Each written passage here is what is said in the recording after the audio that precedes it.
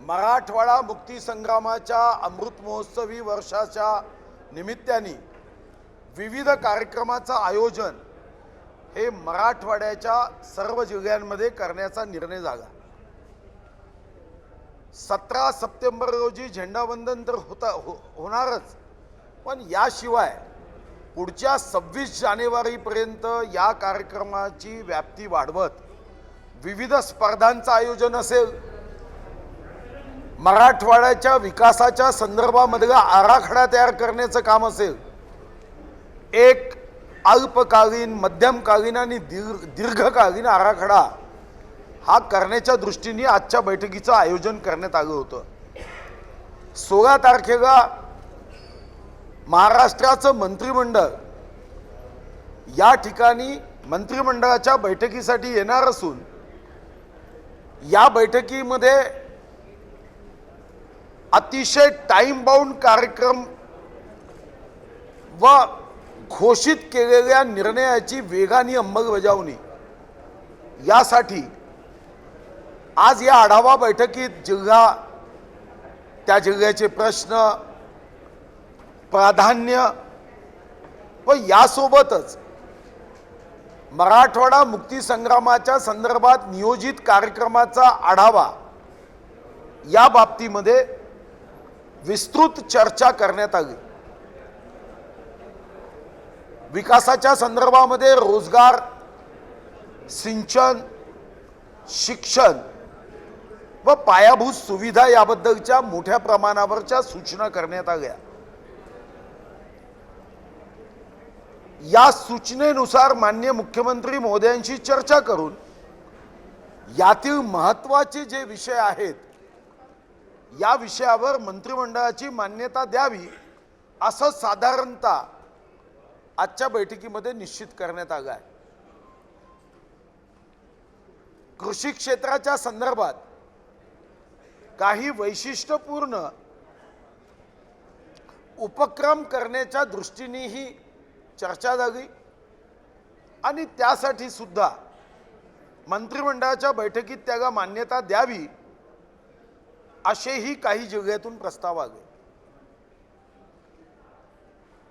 संभाजीनगर येथे 15, 16, 17 या 3 दिवसात मोठ्या प्रमाणावर कार्यक्रमाचं आयोजन करण्यात आलं असून मग मराठवाडा मुक्ती संग्रामाच्या इतिहासाबद्दल परिसंवाद असेल, प्रभात फेरी असेल, मॅरेथॉन असेल, माननीय मुख्यमंत्री व माननीय दोन्ही उपमुख्यमंत्र्यांच्या हस्ते काही उद्घाटन असतील, भूमिपूजन असतील व यासोबत 16 तारखेला मराठवाड्यातील सर्व जिल्ह्यातून मराठवाड्याच्या विकासाचा संकल्प करत व या मुक्ती संग्रामामध्ये ज्यांनी आपलं योगदान दिलं त्या सर्वांचं स्मरण करत एका मोठ्या कार्यक्रमाचं आयोजन 16 तारखेला 4 वाजता करण्याचं निश्चित करण्यात आलं आहे। यासाठी देशाचे गृहमंत्री श्री अमित शहा साहेबांना या बाबतीतलं निमंत्रण मी स्वतःही दिलं आहे। माननीय मुख्यमंत्री महोदयांनी भेट घेऊन हे निमंत्रण दिलेलं आहे। आपल्या सर्वांना याची माहिती आहे की 565 पैकी जेव्हा 562 संस्थानांनी भारत देशात विलीन व्हावण्याच्या दृष्टीने संमती दिली, 3 संस्थानं जुनागड, काश्मीर आणि निजाम, हैदराबाद संस्थान हे मात्र विलीन होण्यासाठी अनुकूल नव्हते। हैदराबाद संस्थानाने तर दबाव टाकत माउंटबेटन यांना हाताशी धरत तेव्हा ॲग्रीमेंट ऑफ असोसिएशन केलं व ॲग्रीमेंट ऑफ असोसिएशनच्या अटीचं उल्लंघन करत संयुक्त राष्ट्रसंघाकडे स्वतंत्र देश व्हावा या दृष्टीने प्रयत्न केला। त्यांना स्वतःची आर्मी ठेवण्याची अनुमती नसतानाही ॲग्रीमेंट ऑफ असोसिएशनचं उल्लंघन करत स्वतःची आर्मी ठेवण्याचाही प्रयत्न केला। आणि मराठवाड्याच्या व हैदराबाद संस्थानाचा निजामाच्या तावडीतून जेव्हा आवाज बुलंद व्हायला लागला तेव्हाचे अत्याचार हे काटे आणणारे आहे. आणि या बाबतीमध्ये 17 सप्टेंबर 1948ला मराठवाडा हा देशाच्या स्वातंत्र्यानंतर थोडासा उशिरा स्वातंत्र्य प्राप्त झालं. हे अमृत महोत्सवी वर्ष आहे आणि या दृष्टीने सर्वंकष मराठवाड्याचा विचार करत याचा विकासाच्या बाबतीमध्ये काही नियोजन करण्याचा निर्णय माननीय मुख्यमंत्री एकनाथ शिंदेजी, माननीय उपमुख्यमंत्री देवेंद्रजी, माननीय उपमुख्यमंत्री अजितदादा यांनी एकत्रितपणे मागच्या मंत्रिमंडळामध्ये विचार केला. मंत्रिमंडळाची बैठक तर होईलच, पण याशिवाय यावर आधारित 3 दिवस भव्य दिव्य सांस्कृतिक कार्यक्रमही होईल आणि हा उत्सव उत्साहामध्ये साजरा केला जावा. या अमृत महोत्सवी वर्षाला साजरं करत असताना सारी ऐतिहासिक तथ्य लोकांच्या पर्यंत पोहोचवण्याच्या दृष्टीने नियोजन करण्यात आलं आहे. मी विस्तृत आता खूप डिटेलमध्ये सांगणार नाही आणि नंतर मात्र पुढच्या 8 तारखेला जेव्हा विस्तृत पत्रकार परिषद होईल तोपर्यंत कार्यक्रमाचं सर्व नियोजन झालेलं असेल आणि तेव्हा मात्र आपण विस्तृतपणे चर्चा करू. आता काही प्रश्न असतील तर विचारू शकतो.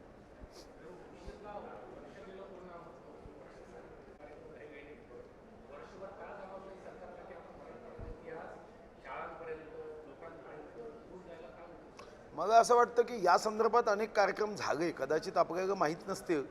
काही कार्यक्रमाच्या तर उद्घाटनाला मी गेलो आहे. नांदेडमध्ये कार्यक्रम झाला आणि आता त्यांनी कार्यक्रमाची माहितीही दिली. त्यामुळे घाईघाईने कार्यक्रम केला जातो आहे अशातला तर काही भाग नाही. असा आहे, निधी आता नाही, 100 कोटीला मान्यता स्थायी स्वरूपामध्ये संभाजीनगरमध्ये याचं स्मारक व्हावं. ते स्मारक हे फक्त दगडा भिंतीचं असता कामा नये, ते ज्ञानवर्धक असावं. या दृष्टीने त्याला 100 कोटी दिले. त्यापेक्षा जास्त निधी लागायचा असेल तर तोही देण्याचं कबूल झालं. पण जेव्हा एखादा आपण स्मारक करतो तेव्हा ते घाईघाईने होऊ नये. त्याची जागा निश्चित केली. 4.5 एकर जागा आता निश्चित झाली असून जिल्हाधिकारी कार्यालयाच्या समोर ती जागा तिथं त्यामध्ये निश्चित करण्यात आली आहे. त्याचं डिझाईन करताना ते या देशातलं उत्तम व्हावं हा त्या मागचा भाव आहे. सुशोभीकरण तर या 3 दिवसाच्या कार्यक्रमाच्या निमित्ताने पैसे दिले.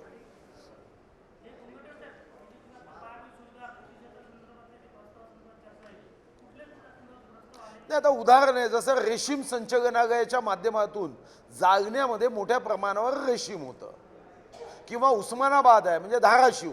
आता इथं मोठ्या पद्धतीने धाराशिवच्या शेळीचं केंद्र असेल, लातूर असेल, तिच्या गायीच्या संदर्भातलं वैशिष्ट्यपूर्ण अशा अनेक प्रस्ताव आहे. आता मी विस्तृत खूप वेळ लागेल. काय तुम्ही काय म्हणाले? नाही, एकूण प्रस्तावाची संख्या मोठी आहे, पण त्याचा अभ्यास करून त्याच्यापैकी आत्ता 16 तारखेला जे कॅबिनेट आहे त्यामध्ये सर्व प्रस्ताव तर आत्ताच्या आत्ता घेता येणार नाही. त्याच्यातले काही निवडक प्रस्ताव, जसं निजामकालीन, जर संभाजीनगरमध्ये निजामकालीन 16 पोलीस स्टेशन आहे, त्यापैकी 6 नवीन जागे, 10 जुनेच आहे. मग आता निजामकालीन 10 नवीन करता येईल का ती निजामकालीन नष्ट करून? तर मग तो प्रस्ताव कदाचित विचारात येईल. अशा काही प्रस्तावावर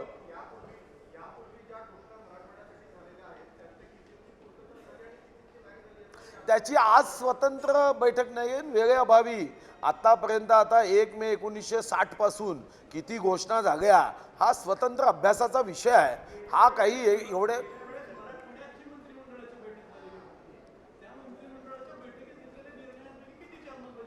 नाही. मला वाटतं मग 7 वर्षापूर्वी जी घोषणा झाली त्याचा विचार झाला नाही, पण तुम्ही सुचवलं तर ती माहिती घेता येईल. पण तुमच्याकडे काही माहिती असेल तर तुम्हालाही देता येईल, त्याच्यामध्ये काही अडचण नाही.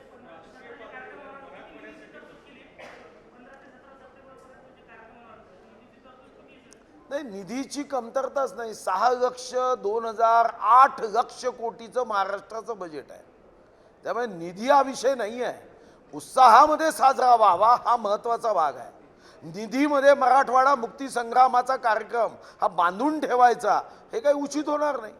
आवश्यक तो निधी उपलब्ध केला जाईल. 16 तारखेलाच आपण निमंत्रण दिलं आहे. 17 तारखेला ते हैदराबादला जाण्याची शक्यता असल्याने आपण 16 तारखेचं, कारण एकाच दिवशी मग 2-3 ठिकाणी करते. हा स्वीकारलं का? आता आपण निमंत्रण दिलं आहे, त्यांच्याशी व्यक्तिगत मी स्वतः फोनवर बोललो आहे आणि त्याचं साधारणतः जी पद्धत असते एवढ्या लवकर ते निमंत्रणाचं उत्तर येत नाही, पण येईल, काही अडचण नाही.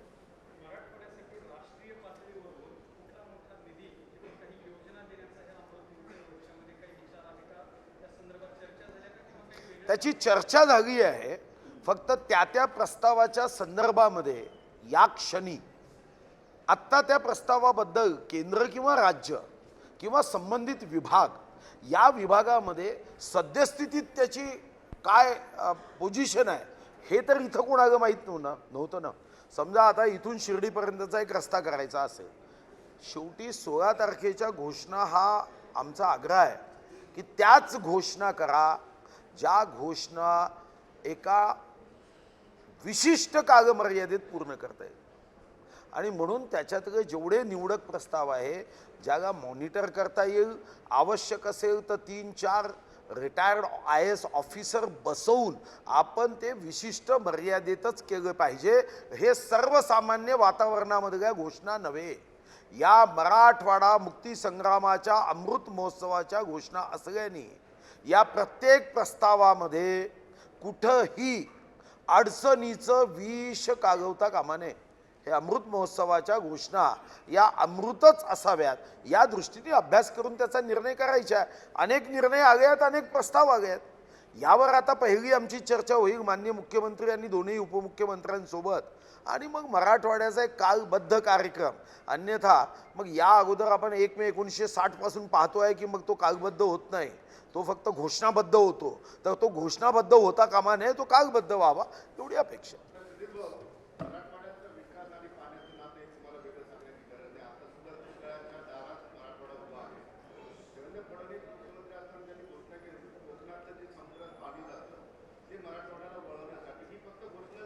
नाही, घोषणा नाही. शेवटी जेव्हा एखादा, जसं आम्ही मराठवाडा वॉटर ग्रीड होतं, मला आठवतं की बबनराव लोणीकर आणि मी, तेव्हा माझा संबंध डायरेक्ट नव्हता.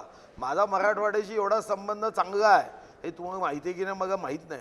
तेवढ्या प्रेमापोटी, कारण मराठवाडा म्हणजे माझी सासूरवाडी आहे, सासूरवाडीची सेवा आपल्या हातून घडावी म्हणून मी स्वतः, तेव्हा माझा संबंध नसताना मी मराठवाडा वॉटर ग्रीडसाठी गेलो. हा दुष्काळात आहे म्हणून त्याचा परिवर्तन व्हावं म्हणून तर जीव तुटतो ना. आणि मी स्वतः गेलो, आम्ही मराठवाडा ग्रीड तयार केली, तेलंगणामधल्या ग्रीडचा अभ्यास केला. पण नंतर तुम्हाला माहीत आहे की 2 वर्ष 8 महिने हा जो काही आमचा दीर्घकालीन, त्याच्यामध्ये ती मराठवाडा वॉटर ग्रीड रद्द झाली. आता पुन्हा एकदा काही गोष्टीवर निर्णय होतो.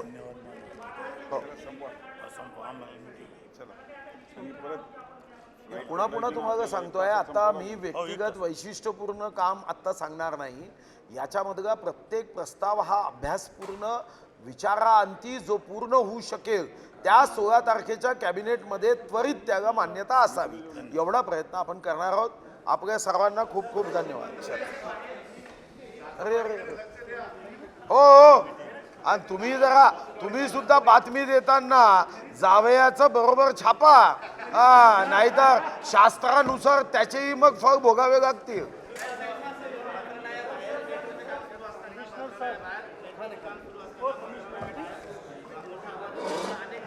तर शिवसेना आणि काँग्रेसचा शरद पवार साहेबांवर विश्वासच नाही आहे.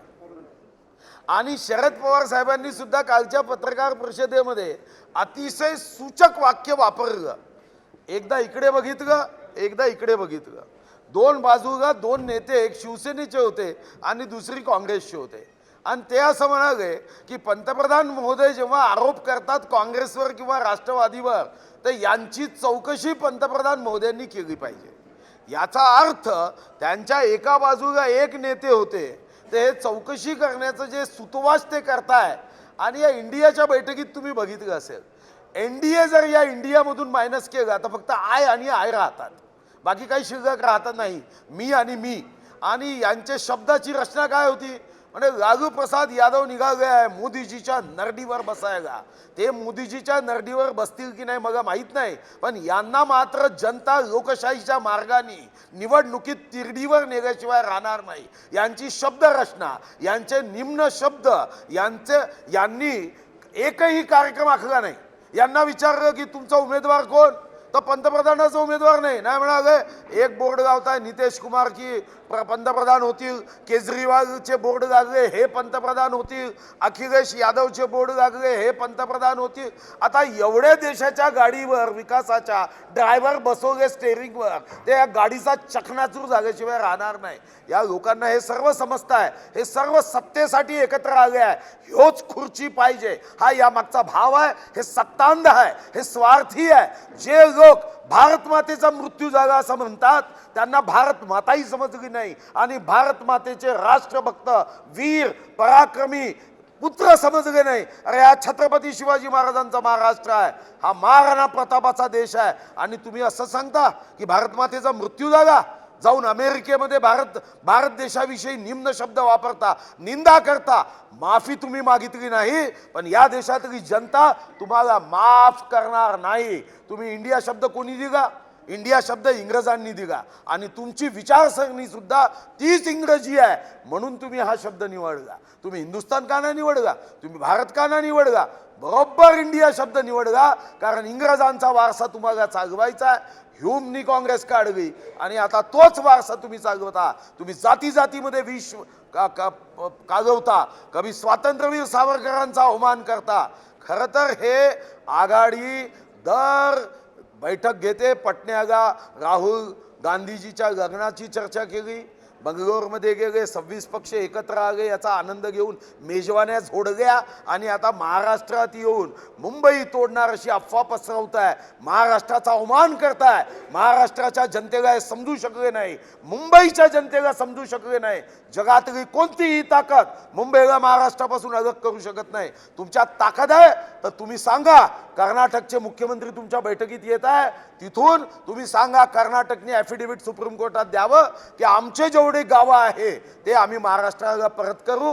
तर इंडियाची बैठक मुंबईला झाली ती काही सार्थकी लागली नाही. तर तुम्ही तुमचं कुटुंब, बाप मुख्यमंत्री, पोरगा पर्यावरण मंत्री, मामा सिंचन मंत्री, भाचा ऊर्जा मंत्री, हे जे यांचे नवीन पारिवारिक राजकारण सुरू आहे, यांच्या नेतृत्वामध्ये या देशाचं कधीही कल्याण होऊ शकत नाही. असं तुमचा समज आहे की ते म्हणताय, तुम्हाला काय वाटतं?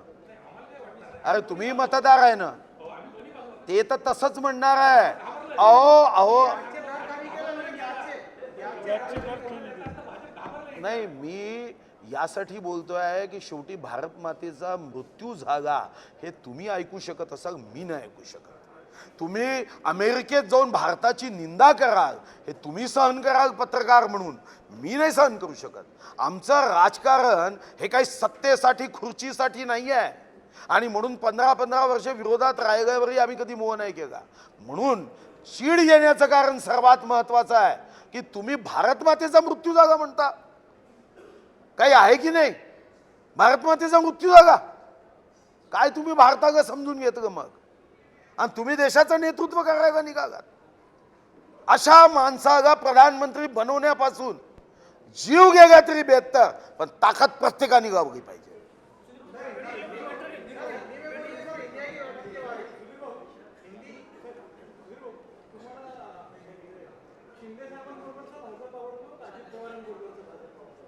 असं आहे, मला शिंदे साहेबांसोबतचाही भाजप आवडत नाही, अजित पवार सोबतचाही भाजप आवडत नाही. मला भाजप हा देशाची सेवा करणारा पक्ष आवडतो. कोणाच्या सोबत असल्याने अडचणी येत नाही. मी मागेही सांगितलं, मागा प्रश्न विचारला, म्हणाले तुम्ही पक्ष फोडता. अरे रावणाच्या अत्याचाराच्या विरुद्ध त्यांचे सख्खे भाऊ प्रभू रामासोबत आले, तर काय प्रभू रामाला तुम्ही पक्ष फोडला म्हणून आरोपी कराल का? असा आहे की एखादा व्यक्ती, एखाद्या पक्षाचा नेता विश्वगौरव, देशगौरव, जननायक 9 वर्षामध्ये ज्यांनी या देशाची प्रगती एका विशिष्ट स्तरापर्यंत पोहोचवली, त्यांना पाठिंबा देण्यासाठी येत असेल तर शेवटी त्याचं स्वागत केलं पाहिजे. अजितदादा, एकनाथजी शिंदे, देवेंद्रजी, मी, आम्ही सर्वजण काय व्यक्ती आधारित राजकारण करत नाही. आमचं राजकारण हे सेवा आधारित आहे. आमचं म्हणून तुम्ही सांगा ना, 1 मे 1960 पासून काँग्रेस 48 वर्ष 2 महिने, 47 वर्ष 2 महिने 1 दिवस सरकारमध्ये होतं. आता हे 2 वर्ष 8 महिने. एकदा तरी यांच्या भाषणात आम्ही हे केलं आणि भाजपनी बदललं आणि भाजप यापेक्षा चांगलं काम करत नाही असं म्हणतात का? आलेत की डॉक्टरपेक्षा कंपाऊंडर बरे, आलेत की मोदीजींना शिव्या देणे, अमित भाईंबद्दल निम्न शब्दात बोलणे, मुंबई काहीतरी हटवताय अशाच गोष्टी करणे. मग एकही 2 वर्ष 8 महिन्यात यांच्याकडे सरकार होतं का नाही? नियमित कर्ज देणाऱ्याला तुम्ही 6 मार्च 2020ला घोषणा केली विधानसभेत, 8 मार्च 2021ला घोषणा केली, 11 मार्च 2022ला घोषणा केली. एक तांब्याचा पैसा दिला नाही का नाही बघत त्याच्यावर? 50,000 रुपये जाऊन बांधावर आम्ही जाऊन शपथ घेतली, बांधावर का नाही दिले पैसे? असं आहे की चीड येण्याचं कारण यासाठी आहे, करायचं काही नाही. देवेंद्रजींनी 6,000 रुपये आता शेतकऱ्यांना देण्याचा निर्णय केला. 1 रुपयामध्ये पीक विमा दिला. 1,59,00,000 लोकांनी पीक विम्यामध्ये अर्ज केले आहे.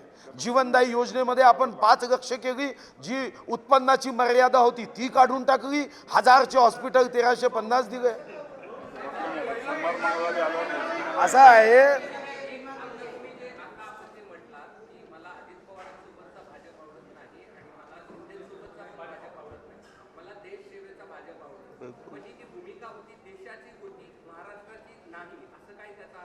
नाही, साधं गणित आहे. एकनाथ शिंदेनी पाठिंबा दिला किंवा अजितदादांनी पाठिंबा दिला, तो पाठिंबा देताना जर तुम्ही त्यांची भाषणं ऐकलीत तर नरेंद्र मोदीजींसाठी आम्ही इथे येतोय. अजितदादांनी सुद्धा हेच सांगितलं. जर पत्रकार परिषद व्हिडिओ आहे आत्ताही, पत्रकार परिषदमध्ये ते सांगितलं की या देशाचं नेतृत्व राहुल गांधीजी करू शकत नाही, त्यासाठी मला ते योग्य वाटत नाही. आता हे ऐकलं की नाही ऐकलं?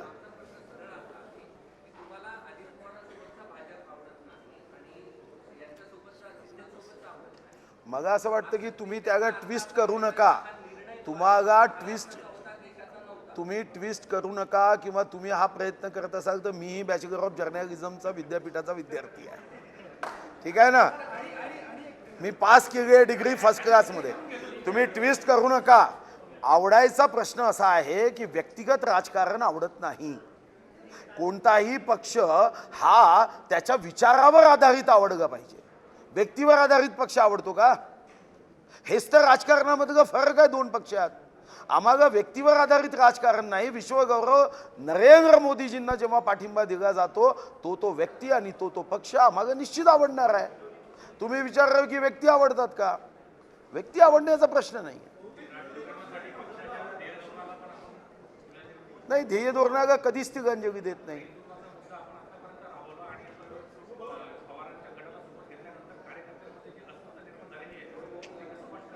हे तुम्हाला आहे ना, चिंता जे वाटते ना तशी अस्वस्थता नाही आहे, हे बाह्य आहे.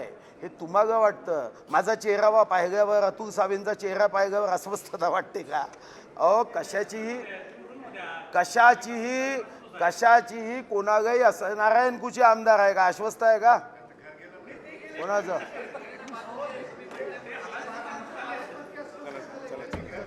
काही चिंता करू नका, अस्वस्थता कोणाच नाही. सगळ्यांचे धन्यवाद.